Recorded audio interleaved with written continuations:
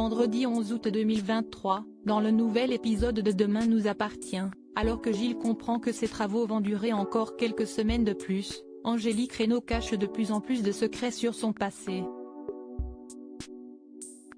De son côté, Gabriel tente de faire rire Soraya, qui a envie de prendre ses distances. Dans la série Demain nous appartient, Gilles, Laurent Gamelon, continue les travaux dans sa maison, notamment grâce à l'aide d'Alex Bertrand, Alexandre Brasseur, et Sylvain Moreno, Arnaud Henriet. Mais alors qu'il pensait arriver vers la fin, il découvre que la plomberie est très défectueuse. Un constat difficile à encaisser pour lui. Il doit annoncer à sœur, Marianne Delcourt, Luce Mouchel, qu'il va rester 1 à 2 semaines de plus chez lui. Le médecin ne prend pas la nouvelle avec enthousiasme mais peut compter sur son frère pour faire passer la pilule en douceur. Il prépare à sa sœur et son beau-frère un dîner gastronomique pour se faire pardonner. Depuis sa rupture avec Nour, Saël de Figueiredo, Gabriel, Martin Mille, s'est beaucoup rapproché de Soraya, Kenza Saibi Couton, sa sœur. L'avocate et son stagiaire ont noué une forte complicité. Nour voit cette relation d'un mauvais œil. Alors qu'elle veut ménager sa petite sœur, Soraya essaie de prendre ses distances avec Gabriel. Rien de plus difficile pour elle quand le jeune homme se lance pour défi de la faire rire. Résultat, elle finit par craquer et les deux acolytes vont même à la plage se détendre.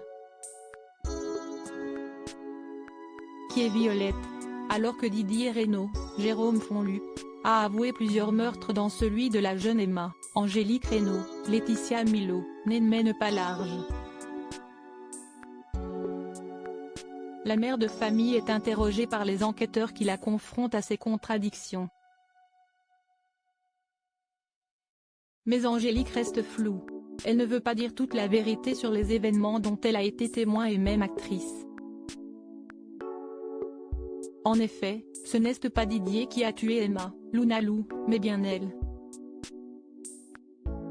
Lors d'un flashback, on peut la découvrir un chandelier à la main, face à Emma gisant au sol dans une mare de sang. Une information qu'elle ne compte pas livrer à la police.